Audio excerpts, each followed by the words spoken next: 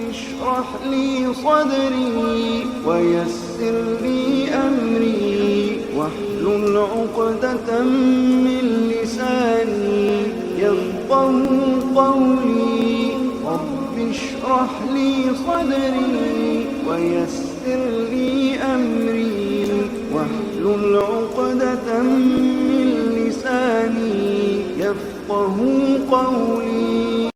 الحمد لله نحمده ونستعينه ونستغفره ونعوذ بالله من شرور انفسنا ومن سيئات اعمالنا من يهده الله فلا مضل له ومن يضلل فلا هادي له اشهد ان لا اله الا الله وان محمدا عبده ورسوله اما بعد يا ايها الذين امنوا اتقوا الله حق تقاته ولا تموتن الا وانتم مسلمون يا أيها الناس اتقوا ربكم الذي خلقكم من نفس واحدة وخلق منها زوجها وبث منهما رجالا كثيرا ونساء واتقوا الله الذي تساءلون به والأرحام إن الله كان عليكم رقيبا يا أيها الذين آمنوا اتقوا الله وقولوا قولا سديدا يصلح لكم أعمالكم ويغفر لكم ذنوبكم ومن يطع الله ورسوله فقد فاز فوزا عظيما فإن أصدق الحديث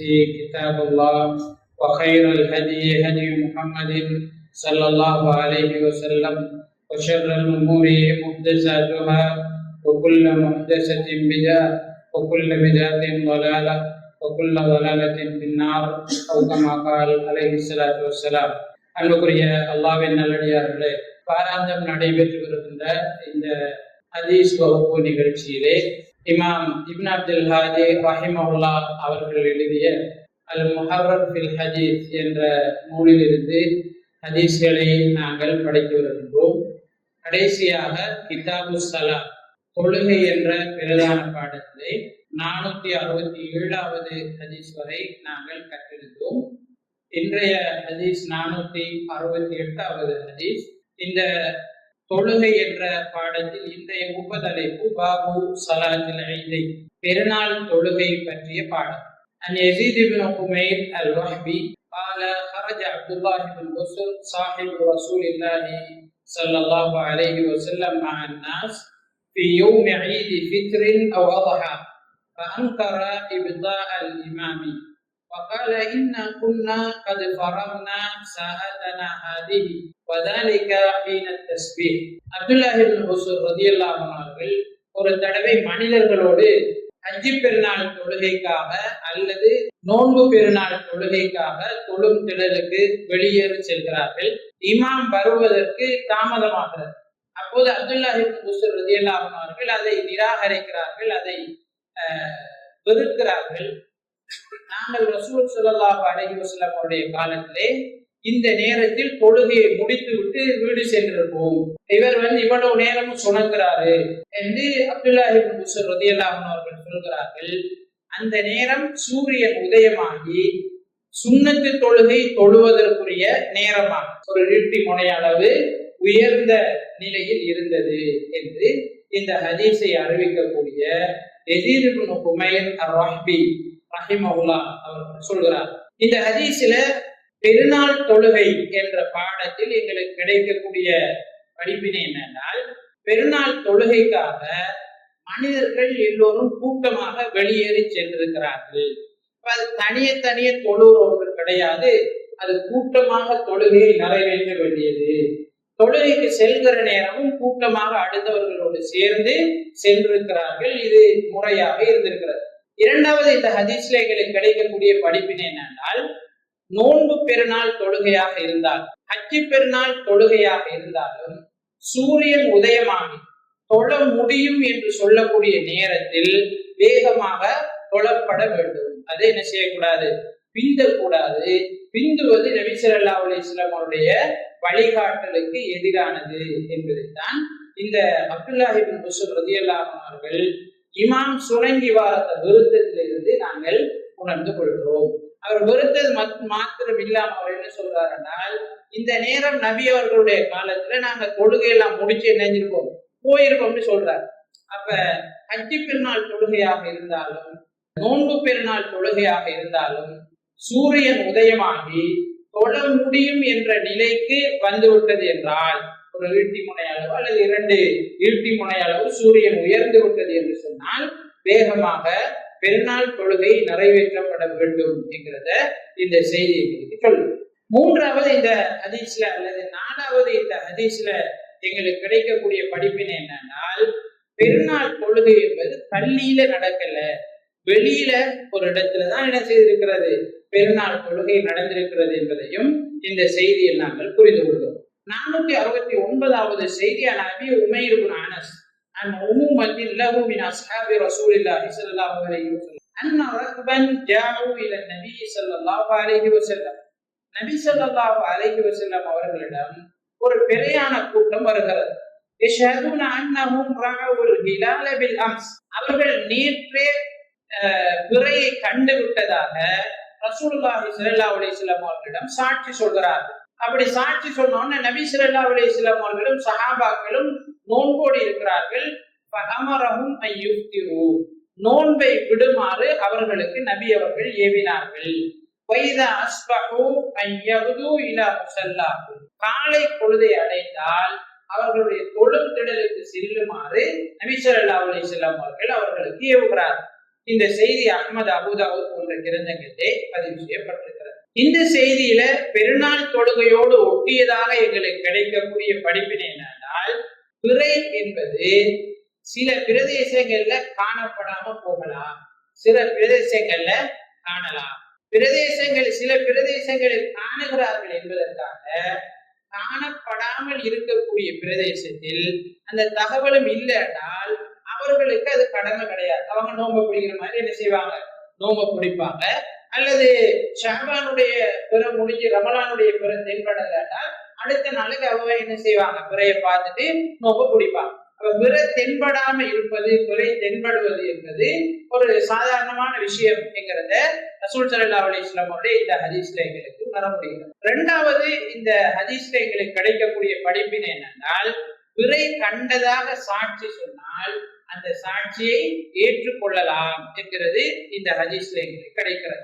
3வது ஒரு படிப்பினை இந்த ஹதீஸ்ல எங்களுக்கு கிடைக்குது என்னன்னால், நாங்க பிற கண்டுபடல, பிற கண்டுட்டாங்க என்று நினைச்சு அல்லது பிறைய காணல என்று நினைச்சு நாங்க நோம்போடு இருந்து பிற கண்டுட்டாங்க என்று சொல்லி யாராவது வந்து சாட்சி சொன்னால் அந்த நேரம் நாங்கள் நோன்பை விட்டுவிட வேண்டும் என்கிறது இந்த செய்தியில எங்களுக்கு என்ன செய்கிறது, உணர்த்தப்படுகிறது. சென்ற காலங்கள்ல நாங்க நோன்போடு இருக்கோம், 6 மணிக்கு 7 மணிக்கெல்லாம் நோன்பு விட்ட சம்பவங்கள் எல்லாம் என்ன செஞ்சிருக்கும், உங்களுக்கு ஞாபகம் இருக்கும். சின்ன பிள்ளைகள் அப்படி நடந்திருக்கிறது. என்ன செய்தி வாரத்துக்கு என்ன செய்யும், சொன்னதும் ரேடியோ எல்லாரும் என்ன செய்ய மாட்டாங்க, கேட்க மாட்டாங்க. எல்லா இடத்துலயும் வேலை செய்யாது, எல்லாருடையும் அந்த வசதியும் இருக்காது. அப்ப சமூகத்துக்குள்ள பப்ளிக்காக எல்லாருக்கும் தெரிய வந்து நோன்பை விடுற காலம் எல்லாம் என்ன செய்திருக்கிறது, இருந்திருக்கு. அது இந்த ஹதீஸ்ல எங்களுக்கு கிடைக்கக்கூடிய இன்னொரு படிப்பினையாக இருக்கிறது. 4வது இந்த ஹதீஸ்ல எங்களுக்கு கிடைக்கக்கூடிய படிப்பினை என்னன்னா, சூரியன் உச்சியை விட்டு நீங்கியதற்கு பிறகு பிறை தென்பட்டதாக யாராவது சாட்சி சொன்னாலும், நேற்று பிறையை கண்டிடம் சாட்சி சொன்னாலும் அன்றைய தினம் பெருநாள் தொழுகை என்ன செய்ய முடியாது, நிறைவேற்ற முடியாது. சூரியன் உச்சியை விட்டு நீங்கிட்டால் பெருநாள் தொழுகைக்குரிய நேரம் முடிந்து விடுகிறது. அதுக்கப்புறம் பெருநாள் தொழுகை தொலையலாம். அப்ப உச்சியை விட்டு நீங்கினால் பிறையும் கண்டுட்டாங்க என்றால் என்ன கடமை என்றால் நோன்பு விடும், நோன்போட இருக்கிறார், பெருநாள் தினம் நோன்போட இருக்கிறார். ஆனால் அதுக்கு பதிலாக அடுத்த நாள் என்ன செய்வார்கள், காலையில பெருநாள் தொழுகையை நிறைவேற்றுவார்கள் என்பது இந்த ஹதீஸ்ல எங்களுக்கு கிடைக்கக்கூடிய இன்னொரு படிப்பினையாக இருக்கிறது. 5வது இந்த ஹதீஸ்ல எங்களுக்கு கிடைக்கக்கூடிய படிப்பினை என்னென்றால், ரசூலுல்லாஹி ஸல்லல்லாஹு அலைஹி வஸல்லம் அவர்கள் சஹாபாக்களை தொழும் திடலுக்கு செல்லும் அறியவே இருக்கிறார். அமரஹும் அய்யகுது இலா முஸல்லாஹு, அவர்களுடைய தொழும் திடலுக்கு காலையிலேயே வந்துருங்க என்று ரசூல் ஸல்லல்லாஹு அலைஹி வஸல்லம் அவர்கள் சொல்லி இருக்கிறார். புது என்றால் காலையில ஏலியா போறதுக்கு சொல்றது. பறவைகள் சம்பந்தமான ஹதீஸ்ல நபி ஸல்லல்லாஹு அலைஹி வஸல்லம் அவர்கள் சொல்லுவார்கள், லவ் தவக்கல்தும் அலல்லாஹி ஹக்க தவக்குலிஹி லரஸகக்கும் கமா யர்ஸுகுத் தய்ர், நீங்கள் அல்லாஹு தஆலாவின் மீது முறையாக உண்மையாக தவக்குல் வைப்பீர்களாக இருந்தால் பறவைகளுக்கு உணவளிப்பதை போல அவன் உணவளிப்பான். தகுது ஹிமாசன், காலையில ஏலியா என்ன செய்து காலியான வயிற்றோட போகுது, வெறும் வயிற்றோட போகுது என்று நபி ஸல்லல்லாஹு அலைஹி வஸல்லம் அவர்கள் சொல்கிறார். அப்ப தகுது உதுவுங்கிறது காலையில ஏழியா போறது. பறவைகள் சுபஹ் தொழுது முடிஞ்சா கிட்டத்தட்ட பறவைகள் போற நேரமாக ஆகி, அப்ப காலையில ஏழியாகவே தொழுந்தெழுலுக்கு வருமாறு நபி ஸல்லல்லாஹு அலைஹி வஸல்லம் அவர்கள் கட்டளை இருக்கிறார். அப்ப தொழுகை, பெருநாள் தொழுகை என்பது திடலில் தான் செய்யப்பட வேண்டும். அதே நேரம் அது ஏழியாக காலை பொழுதுல ஆரம்ப நேரத்திலேயே செய்யப்பட்டு விட வேண்டும் என்பதும் இந்த ஹதீஸில 6வது படிப்பினையாக எங்களுக்கு கிடைக்கிறது. 470வது செய்தி, ஆயிஷா ரலியல்லாஹு அன்ஹா قالت قال رسول الله صلى الله عليه وسلم اليوم يوم يفطر الناس الفطر يوم يفطر الناس والاضحى يوم يضحي الناس رواه الترمذي. ஆயிஷா ரலியல்லாஹு அன்ஹா அவர்கள் அறிவிக்கிற செய்தியில ரசூலுல்லாஹி ஸல்லல்லாஹு அலைஹி வஸல்லம் அவர்கள் சொல்கிறார்கள், நோன்பு பெருநாள் என்பது மக்கள் எல்லாம் எப்ப நோன்பு விடுவாங்களோ அப்பதான் நோன்பு பெருநாள். ஹஜ்ஜி பெருநாள் என்பது எப்ப மனிதர்கள் எல்லாரும் சேர்ந்து அந்த பெருநாளை கொண்டாடுகிறார்களோ அப்பதான் ஹஜ்ஜி பெருநாள் என்று ரசூலுல்லாஹி ஸல்லல்லாஹு அலைஹி வஸல்லம் அவர்கள் சொல்கிறார். இப்ப பெருநாளோடு ஒட்டியதாக எங்களுக்கு இதுல கிடைக்கக்கூடிய படிப்பினை என்னன்னால், பெருநாள் என்பது 1-2 பேரு கூடிட்டு கலையிற விஷயம் கிடையாது.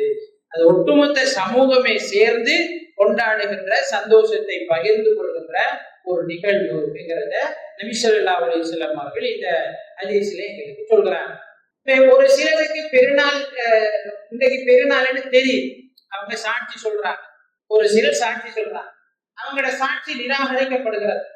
அப்படி என்றால் அவங்க பெருநாள் கொண்டாட முடியாது, நோன்ப விடலாம். அவங்களுக்கு உறுதி, அவங்க பிறகு அன்றைக்காங்க. ஆனா பிறையை ஏற்றுக்கொள்ளக்கூடிய குழு, அதை சமூகத்துக்கு தீர்மானிச்சு வழங்கக்கூடிய பொறுப்புல இருக்கிற குழு அந்த பிறையை ஏற்றுக்கொள்ளல என்றால் அவங்க நோன்ப விடுவோம். பிறையை சொன்னாங்க, அவங்களுக்கு உறுதி நாம பிறையை கண்டவன்னு சொல்லி. ஆனா அவங்க பெருநாள் கொண்டாட இயலாது. அடுத்த நாள் மனிதர்கள் எல்லாரும் சேர்ந்து முடிவெடுத்து பெருநாள் கொண்டாடுற நாள்ல தான் முஸ்லிம்கள் எல்லாரோடையும் சேர்ந்து அவர் பெருநாள் கொண்டாட வேண்டும். ஏன்னா பெருநாளுங்கிறது ஒரு சமூக பொறுப்பே அல்லாமல் தனிநபர்களுடைய பொறுப்பு கிடையாதுங்கிறத இந்த செய்தியில நாங்கள் விளங்கிக் கொள்வோம். 471வது செய்தி, உபைதுல்லாஹ் இப்னு அபீ பக்கர் இப்னு அனஸ் அனஸ் ரலியல்லாஹு அன்ஹு قال كان رسول الله صلى الله عليه وسلم لا يغدو يوم الفطر حتى يأكل تمرات. நபி ஸல்லல்லாஹு அலைஹி வஸல்லம் அவர்கள் நோன்பு பெருநாளைக்கு தொழுவதற்காக ஈத்தம் பழங்களை சாப்பிடாமல் செல்ல மாட்டார்கள் என்று அனஸ் ரலியல்லாஹு அன்ஹு அவர்கள் அறிவிக்கிறார். இந்த செய்தியினுடைய வேறு ஒரு அறிவிப்பிலே இமாம் புகாரி அவர்களுடைய அறிவிப்புல ரஹிமஹுல்லாஹ் யக்குலுஹுன்ன வித்ரா, நபி ஸல்லல்லாஹு அலைஹி வஸல்லம் அவர்கள் அதை ஒற்றைப்படையாக சாப்பிடுவார்கள் என்று இமாம் புகாரி ரஹிமஹுல்லாஹ் அவர்கள் அறிவிப்பு செய்திருக்கிறார். அப்ப பெருநாள், நோன்பு பெருநாளைக்கு நாங்க தொழுகைக்கு செல்லும் போது ஈத்தம்பழம் சாப்பிட்டு விட்டு செல்வது சுன்னத்தாக இருக்கிறது. ஈத்தம்பழத்தையும் ஒற்றைப்படையாக சாப்பிடுவது நபி வழியாக இருக்கிறது என்பதை இந்த செய்தி எங்களுக்கு சொல்கிறது. அதை ஒட்டிய இன்னும் ஒரு அடுத்த செய்தி வந்திருக்கிறது. 472வது ஹதீஸ். அன் கர்வா பின் உத்பா அன் அப்துல்லாஹ் இப்னு புரைதா அன் அபீஹி கான ரசூலுல்லாஹி ஸல்லல்லாஹு அலைஹி வஸல்லம் லா யக்ருஜு யௌமல் ஃபித்ரி ஹத்தா யத்அம் வலா யத்அமு யௌமல் அத்ஹா ஹத்தா யுஸல்லிய. நபி ஸல்லல்லாஹு அலைஹி வஸல்லம் அவர்கள் நோன்பு பெருநாளைக்கு தொழுகைக்கு செல்வதென்றால் சாப்பிட்டு விட்டுதான் செல்லுவாங்க. ஹஜ்ஜி பெருநாளைக்கு தொழுதுட்டு வந்துதான் சாப்பிடுவார்கள், தொழுது முடிச்சுட்டு வந்துதான் சாப்பிடுவார்கள் என்று புரைதா ரலியல்லாஹு அன்ஹு அவர்கள் அறிவிக்கக்கூடிய செய்தியை நாங்கள் பார்த்தோம். இப்ப நோன்பு பெருநாளைக்கு ஏன் சாப்பிட்டு கொண்டு போறாங்க அப்படின்னா, நோன்பு என்கிறது ஒவ்வொரு நாளைக்கும் காலையில நம்ம என்ன செய்வோம், பசியோட இருக்கும், அது ஒரு வணக்கம். அப்ப அந்த வணக்கத்தை விட்டுட்டு தான் அடுத்த வணக்கத்தை என்ன செய்வோம், தொடரும். பெருநாளுங்கிறது நோன்பை விட்டுட்டு நாங்க செய்யறோம். இப்போ ஒன்றோட சேர்த்து அடுத்த வணக்கத்தை என்ன செய்ய முடியாது. நாங்க முன்னுக்கு போன ஹதீஸ்லயே பார்த்தா முஆவியா ரலியல்லாஹு அன்ஹு ஒரு ஆள் தொழுது புடிஞ்சு அதே இடத்துல இருந்து யாரோடையும் பேசாம சலாம் கொடுத்துட்டு அடுத்த சுன்னத்தோட ஒழுமின நேரம் என்ன செஞ்சாங்க, அவரை தொழுது முடிஞ்சது கூட கூப்பிட்டு இப்படி செய்யாதங்க, நபி ஸல்லல்லாஹு அலைஹி வஸல்லம் அவர்கள் எங்களை இப்படி செய்யறதை தடுத்து இருக்கிறாங்க, நீங்க ஒரு தொழுகையை முடிச்சால் அந்த இடத்துல இருந்து இன்னொரு இடத்துக்கு நகருங்க, அல்லது இன்னொரு ஆளோட பேசாம தொழாதீங்க. அப்ப ஒரு வணக்கத்தை முடிச்சு அடுத்த வணக்கம் தொடர்றதுக்கு முன்னால ரெண்டுக்கும் இடையில ஒரு இடைவெளி ஒரு வித்தியாசம் ஏதாவது செஞ்சு வித்தியாசம் ஒன்று என்ன செய்யும் உருவம் இல்லாட்டி ரெண்டும் தொடராக. அப்ப நபி ஸல்லல்லாஹு அலைஹி வஸல்லம் அவங்க நோன்பை முடிச்சுட்டு அடுத்து பெருநாள் தொழுகைங்கிற வணக்கத்தை என்ன செய்யறாங்க ஸ்டார்ட் பண்ணுவதற்காக நோன்பு இல்லை என்றதை நிரூபிக்கிறாங்க. காலையில நோன்பு விடுறாங்க, நோன்பு இல்லை.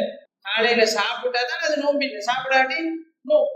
அப்ப சாப்பிடாம ரசூல் ஸல்லல்லாஹு அலைஹி வஸல்லம் அவர்கள் அந்த நோன்பு மாதத்தோடு சேர்த்ததாக இந்த வணக்கத்தை செய்யாம நோன்பு மாதம் முடிஞ்சு என்னத்தை மக்களுக்கு சொல்லிட்டு சாப்பிட்டு நபி ஸல்லல்லாஹு அலைஹி வஸல்லம் அவர்கள் தொழுகைக்கு வருகிறார். நோன்பு பெருநாள் தொழுகை என்பது சூரியன் உதயமாகி சற்று நேரத்திற்கு பிறகு தொழப்பட வேண்டும். ஹஜ்ஜி பெருநாள் தொழுகை என்பது நோன்பு பெருநாள் தொழுகையை விட முன்னுக்கு தொழப்படும்.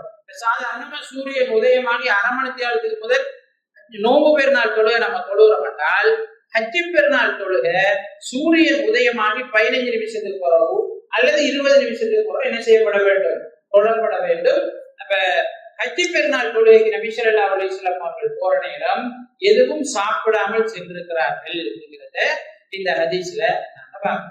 473வது செய்தி நம்மை அதியா பால தமரனா ரசூலுல்லாஹி ஸல்லல்லாஹு அலைஹி வஸல்லம் ஐயுஃப்ரிஜ உன்ன ஃபில் ஃபித்ரி வல் அத்ஹா. நபி ஸல்லல்லாஹு அலைஹி வஸல்லம் அவர்கள் எங்களுக்கு பெண்கள் எல்லாரையும் நோன்பு பெருநாள் தொழுகையாக இருந்தாலும் ஹஜ்ஜி பெருநாள் தொழுகையாக இருந்தாலும் எல்லா பெண்களையும் கொழுங்கடலுக்கு வருமாறு ஏவினார்கள்.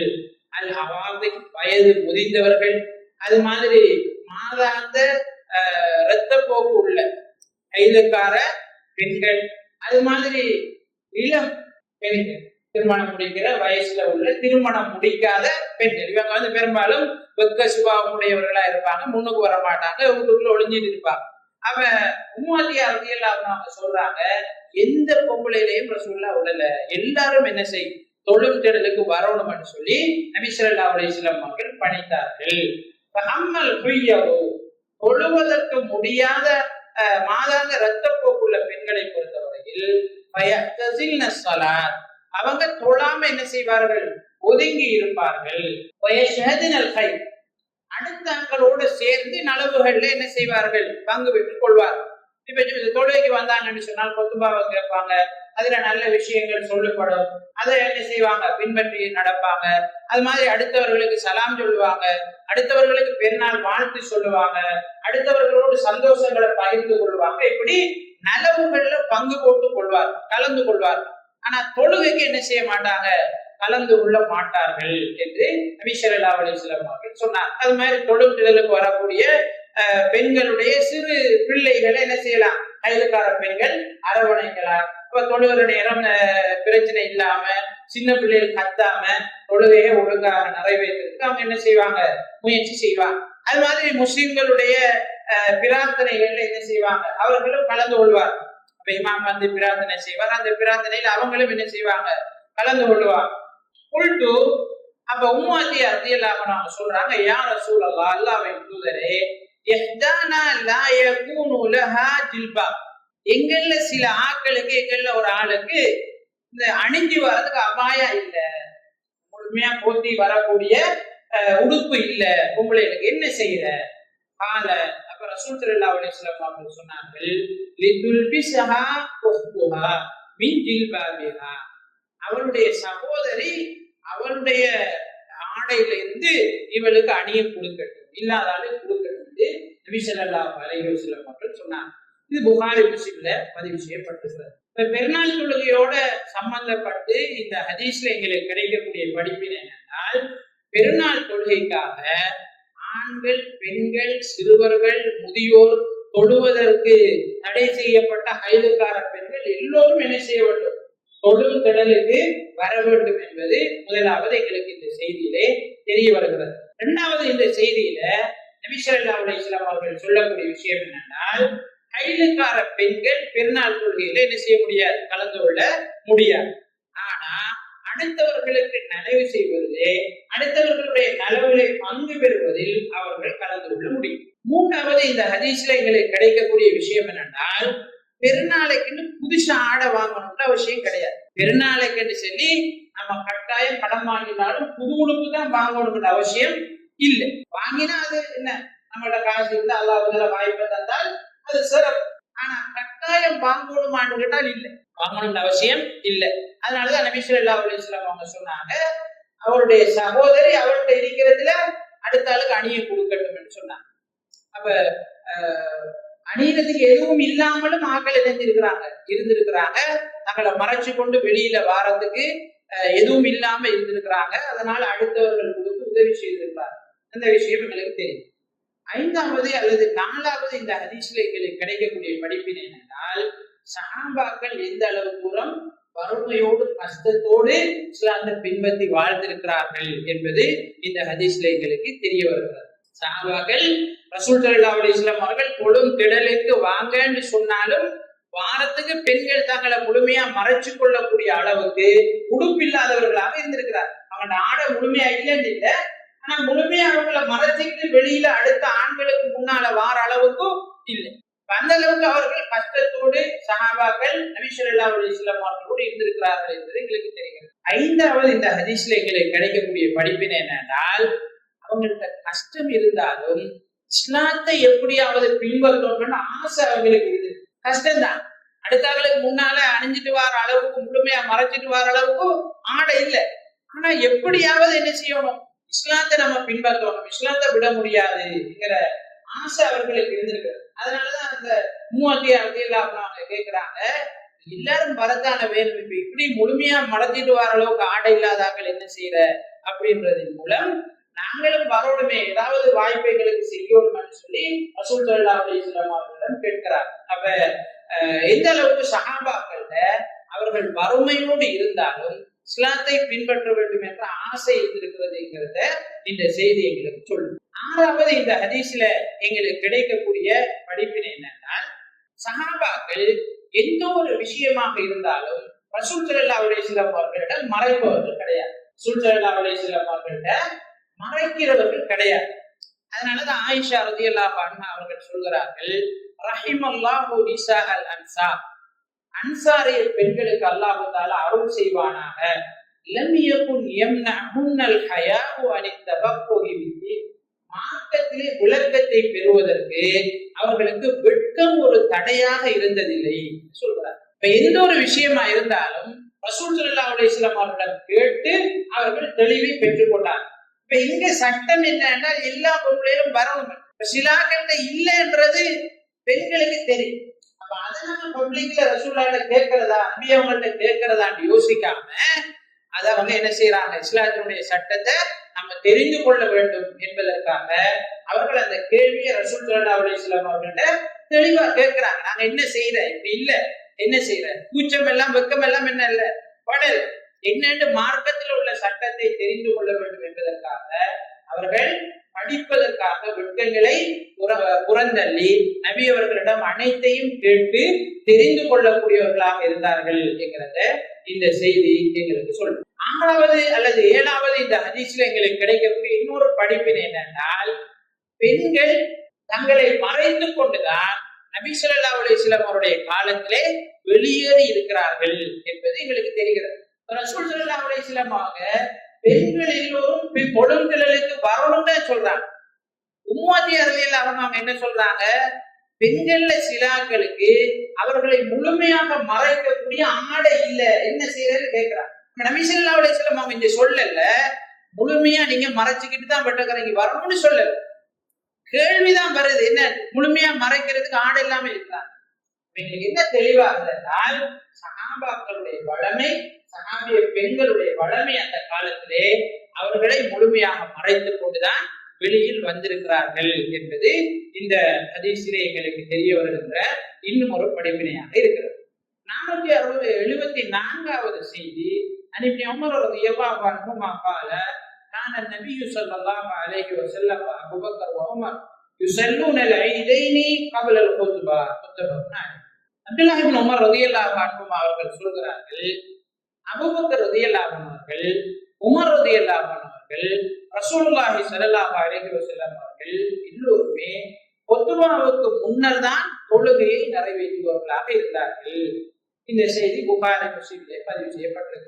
பெருநாள் தொழுகையோடு ஒட்டியதாக இந்த ஹதீஸ்ல எங்களுக்கு கிடைக்கக்கூடிய படிப்பினை, குத்பாவுக்கு ஆட்கள் இருக்கிறாங்கல்ல என்னதுக்காக தொழுகைக்கு முதல் கொத்துபாவை என்ன செய்யல போத முடியாது. பெருநாள் கொத்துபாவுக்கு பொழுது முடிஞ்ச ஆட்கள் இருக்காங்கல்ல, விட்டகரங்கிட்டு போறாங்க என்று சொல்லி நம்ம என்ன செய்ய முடியாது, கொத்துபாவை முதல்ல ஓதி பிறகு தொழுவிக்க முடியாது.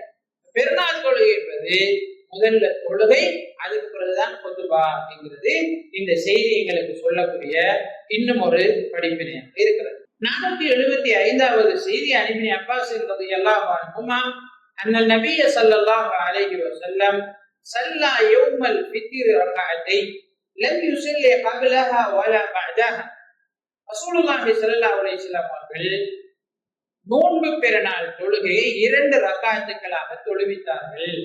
அதற்கு முன்னர் நபி அவர்கள் தொழல, 2 ரக்காத்துக்கு முன்னரும் தொழல, வலா பஅதஹா அதுக்கு பின்னரும் எதுவும் தொழவில்லை. சும்மா அத்தன் நிஸாஅ வ மஅஹு பிலால் பிறகு நபி ஸல்லல்லாஹு அலைஹி வஸல்லம் அவர்கள் பெண்கள் பக்கமாக வந்தார்கள், அவரோடு பிலால் ரலியல்லாஹு அன்ஹு அவர்களும் வந்தார்கள். ஃபஅமரஹுன்ன பிஸ்ஸதகா பெண்களுக்கு சதகா செய்யுமாறு நபி அவர்கள் ஏவினார்கள். ஃபஜஅல்ன யுல்கீன அவர்கள் சதகாவை போட்டார்கள். துல்கில் மர்அத்து குர்ஸஹா வ சிஹாபஹா ரவாஹுல் புகாரி வ முஸ்லிம். பெண்கள் ரசூல் ஸல்லல்லாஹு அலைஹி வஸல்லம் அவர்கள் கட்டளையிட்ட உடனே சதகா செய்தார்கள். சிலர் அவர்களுடைய காதுகள்ல இருந்த மின்னிகளை தோடுகளை எல்லாம் கலட்டி போட்டாங்க. அது மாதிரி சிலர் அவர்கள் அணிந்திருந்த மாலைகளை கலட்டி போட்டார்கள் என்று அப்துல்லாஹ் இப்னு அப்பாஸ் ரலியல்லாஹு அன்ஹு அவர்கள் அறிவிக்கக்கூடிய செய்தியை பார்க்கிறோம். இந்த செய்தியில இன்னும் ஒரு அறிவிப்புல அன்ன ரசூலுல்லாஹி ஸல்லல்லாஹு அலைஹி வஸல்லம் خرج يوم اضحى او فطر நபி ஸல்லல்லாஹு அலைஹி வஸல்லம் அவர்கள் ஹஜ் பெருநாள் அல்லது நோன்பு பெருநாள் தினம் வெளியேறினார். வஸல்லா ரக்அத்தை 2 ரக்அத் தொழுகைகளை தொழுதார். சுபலம் யுஸல்லி قبلها ولا بعدها இந்த 2 ரக்அத்துக்கு முதல் எந்த சுன்னத்தும் நபி அவங்க தொழல. இந்த 2 ரக்அத்தை நிறைவேற்றினதுக்கு பிறகும் எதுவும் தொழவில்லை. சும்மா அத்தன் நிஸாஅ வ மஅஹு பிலால் பிறகு பெண்கள் பக்கமாக நபி அவர்கள் வந்தார்கள், அவர்களோட பிலால் ரலியல்லாஹு அன்ஹு அவர்களும் வந்தாங்க. ஃபஅமரஹுன்ன பிஸ்ஸதகா அவர்களுக்கு சதகா செய்யுமாறு ஏவினார்கள். அப்ப பெண்கள் சதகா செய்தார்கள், அவர்களுடைய தோடுகளை மாலைகளை எல்லாம் கலட்டி போட்டார்கள் என்று வேறொரு அறிவிப்பிலை நாங்கள் பார்த்தோம். இந்த அறிவிப்புல ரசூல் ஸல்லல்லாஹு அலைஹி வஸல்லம் அவங்க ஹஜ் பெருநாள் தொழுகையை நிறைவேற்றி வந்தாங்களா, நோன்பு பெருநாள் தொழுகையை நிறைவேற்றி வந்தாங்களா என்கிறதுல இந்த அறிவிப்புல அறிவிச்ச அறிவிப்பாளருக்கு தடுமாற்றம் வந்திருக்கிறது. பொதுவாக இந்த ஹதீஸ்ல இந்த தலைப்போடு ஒட்டியதாக நோன்பு பெருநாள் அல்லது ஹஜ் பெருநாள் தொழுகை என்ற தலைப்போடு ஒட்டியதாக எங்களுக்கு கிடைக்கக்கூடிய படிப்பினை என்னென்றால், முதலாவது விஷயம், நோன்பு பெருநாள் ஹஜ் பெருநாள் தொழுகைக்கு முன்னுக்கு சுன்னத்தும் இல்லை, பின்னுக்கு சுன்னதும் கிடையாது. பின் சுன்னதும் கிடையாது, முன் சுன்னதும் கிடையாது என்கிறது எங்களுக்கு தெளிவாகும். 2வது விஷயம், நபி ஸல்லல்லாஹு அலைஹி வஸல்லம் இந்த சஹாபி அப்துல்லாஹ் இப்னு அப்பாஸ் ரலியல்லாஹு அன்ஹு அறிவிக்கிறாங்க, நபி அவங்க 2 ரக்காத் தான் தொழுதாங்க, முன்னுக்கு தொழவும் இல்லை பின்னுக்கு தொழவும் இல்லை என்கிறதின் கூடாக பள்ளியில இந்த தொழுகை நடக்கல. எங்களுக்கு என்ன செய்யுது விளங்குது. ஏன்னா பள்ளிக்கு ரசூலுல்லாஹ் போயிருந்தாங்கன்னா 2 ரக்காத் தொழாம என்ன செஞ்சிருக்க மாட்டாங்க, இருந்திருக்க மாட்டாங்க. ரசூல் ஸல்லல்லாஹு அலைஹி வஸல்லம் அவங்க பள்ளியில பெருநாள் தொழுகை நிறைவேற்றவில்லை, திடல்ல தான் நிறைவேற்றி இருக்கிறார்கள் என்பது எங்களுக்கு தெரிகிறது. 3வது இந்த ஹதீஸ்ல நபி ஸல்லல்லாஹு அலைஹி வஸல்லம் அவருடைய இந்த ஹதீஸ்ல எங்களுக்கு கிடைக்கக்கூடிய படிப்பினை என்னென்றால், கொத்துபா செய்யக்கூடியவர் கொத்துபா முடிஞ்சதுக்கு பிறகு ஏதாவது விஷயங்கள் சொல்ல வேண்டும், கட்டாயம் அடுத்தவர்களுக்கு இது போய் சேர வேண்டும், சரியா கேட்கல இருந்தால் அவர் அந்த சைட்டு போய் என்ன செய்யலாம், அந்த விஷயத்தை சொல்லலாம், தடை கிடையாதுங்கிறது இந்த ஹதீஸ்ல எங்களுக்கு விளங்கும். ஏன்னா ரசூல் ஸல்லல்லாஹு அலைஹி வஸல்லம் அவங்க தொழுது முடிச்சுட்டு எல்லாத்தையும் முடிச்சுட்டு தான் பெண்கள் பக்கத்துக்கு என்ன செய்யறாங்க, போறாங்க. பெண்கள் எங்க இருப்பாங்க, ஆண்களுக்கு பின்னுக்கு நல்லா தூரத்துல தான் இருப்பாங்க, ஆண்களுக்கு பின்னுக்கு தூரத்துல தான் இருப்பாங்க. அப்ப அவங்களுக்கு செய்தி கேட்காம போறதுக்கு வாய்ப்பு இருக்கு. அதனால நபி ஸல்லல்லாஹு அலைஹி வஸல்லம் அவங்க முன்னுக்கு எல்லாத்தையும் முடிச்சுட்டு பெண்கள் பக்கம் போய் கட்டாயம் ஞாபகப்படுத்த வேண்டிய விஷயத்தை ஞாபகப்படுத்துறாங்க. அப்ப ஒரு இமாம், தொழுகை நடத்தக்கூடிய இமாம் நான் கொத்துபாவிலே சொன்ன செய்தி சிலது அடுத்தவர்களுக்கு சரியாக போய் சேரவில்லை என்றால் எல்லாத்தையும் முடிச்சுட்டு குறிப்பிட்ட பகுதிக்கு போய் அந்த விஷயத்தை என்ன செய்யலாம், அவங்களுக்கு தெளிவுபடுத்தலாம் என்பது இந்த செய்தியிலே எங்களுக்கு சொல்லப்படுகிறது.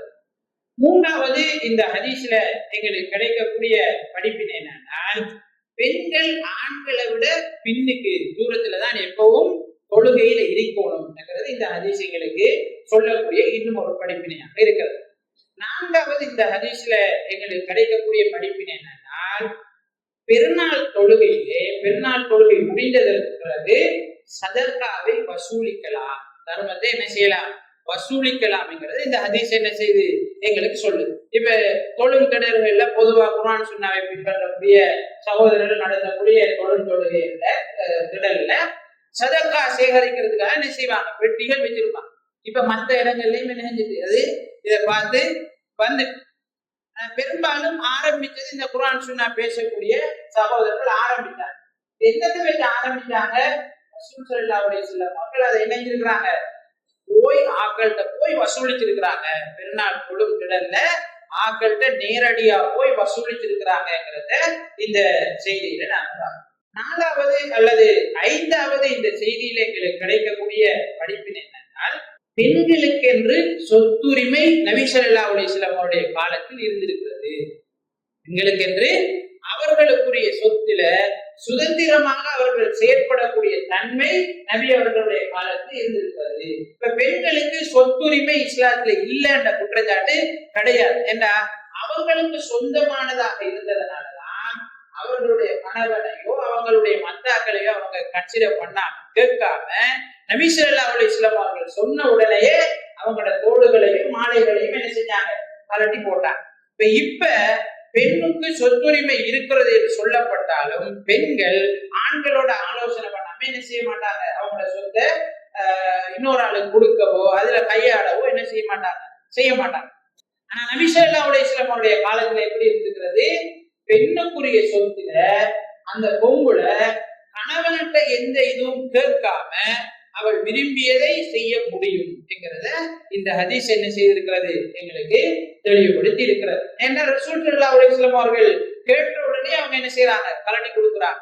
அவங்களுக்குரியது அவங்க இன்னொரு ஆள்கிட்ட கேட்க வேண்டிய அவசியம், கணவனாக இருந்தாலும் பெண் அவளுடைய சொத்தை செலவழிப்பதற்கு இன்னொரு ஆள்கிட்ட கேட்கணுன்ற அவசியம் கிடையாது. குடும்பத்திற்கு செலவழிக்க வேண்டிய பொறுப்பு கணவனுக்கு தான் இருக்கிறது.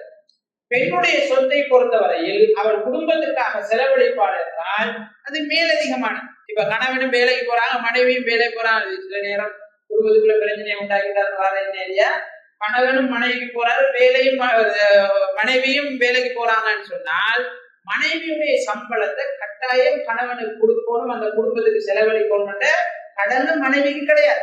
மனைவி விரும்பினால் அந்த சம்பளத்தை எடுத்து என்ன செய்யலாம், அவட குடும்பத்துக்கு செலவழிக்கலாம். அவட குடும்பத்துக்கு அவட உமாக்கோ அவட பாப்பாக்கோ ரெண்டு என்ன செய்யலாம், செலவழிக்கிறதுக்கு இஸ்லாத்துல அனுமதி இருக்கிறது. கணவனுக்கு அவ கொடுப்பாவா இருந்தால், குடும்பத்தினுடைய செலவுல பங்கெடுத்துக் கொள்வாவாக இருந்தால் மேலதிகமானது. அதனாலதான் ரசூல் ஸல்லல்லாஹு அலைஹி வஸல்லம் அவர்கள் ஜகாத் சம்பந்தமாக கட்டளையிட்ட நேரம், சதக்கா கொடுக்க சொல்லி கட்டளையிட்ட நேரம் ஒரு பொம்பளை வராங்க, அல்லாஹ்வின் தூதரே நான் சதக்கா கொடுக்கறதுக்கு போனேன், ஆனா என்னுடைய கணவனும் என்னுடைய மகனும் அப்படி கொடுக்கறதா இருந்தா எங்களுக்கு தாங்க கேட்கிறாங்க, என்ன செய்யற. ரசூல் ஸல்லல்லாஹு அலைஹி வஸல்லம் அவங்க சொன்னாங்க, நீ அப்படி கொடுக்கறதா இருந்தா கொடுக்கறதுக்கு மிக அருகதையுடையவர்கள் அவர்கள். பொம்பளை சொத்தை செலவழிக்கிற நேரம் முற்படுத்தப்பட வேண்டிய பொருட்கள் இருக்காங்க. ஆனா அவங்களுக்கு கடமையான்னு கேட்டா குடும்பத்துக்காக செலவழிக்கிற கடமை ஆண்களுக்கு தான் இருக்கிறது. அதைத்தான் குர்ஆன் சொல்லி இருக்கிறது. பெண்களுக்கு செலவழிக்கவே கூடாது, ஹராம் என்றதல்ல, செலவழிக்கலாம், ஆனா அவங்களுக்கு கடமை கிடையாது. இந்த ஹதீஸ்ல அதனால எங்களுக்கு இன்னும் தெளிவாக இந்த சதகா சம்பந்தமாக சொல்லப்பட்ட ஹதீஸ் எங்களுக்கு சொல்கிறது. இந்த ஹதீஸுடைய வேறு அறிவிப்புகள்ல நபி ஸல்லல்லாஹு அலைஹி வஸல்லம் அவர்கள் சொல்கிறார்கள், பெண்களே உங்களை நான் நரகத்தில் அதிகமாக காணுகிறேன், நீங்கள் சதகா செய்யுங்கள், நரகத்திலிருந்து உங்களை பாதுகாத்துக் கொள்ளுங்க என்று நபி ஸல்லல்லாஹு அலைஹி வஸல்லம் அவர்கள் சொல்கிறார். அப்ப சதகா என்கிறது நரகத்திலிருந்து பாதுகாக்கிறதுக்கான, எங்களை பாதுகாத்துக் கொள்வதற்கான ஒரு வழி என்கிறத நாங்க புரிஞ்சுக்கொள்வோம்.